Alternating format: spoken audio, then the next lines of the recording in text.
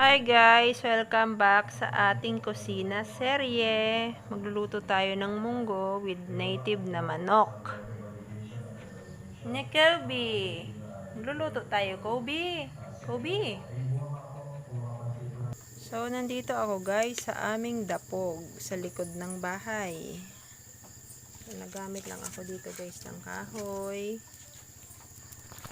Nandun yung ating native chicken ay sinangkot ko sa sibuyas at bawang.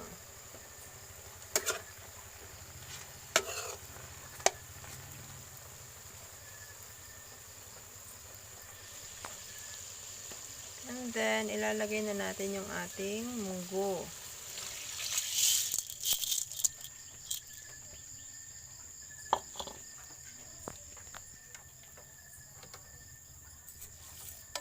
And guys, isabay na natin guys yung munggo sa paglaga dyan sa ating native chicken.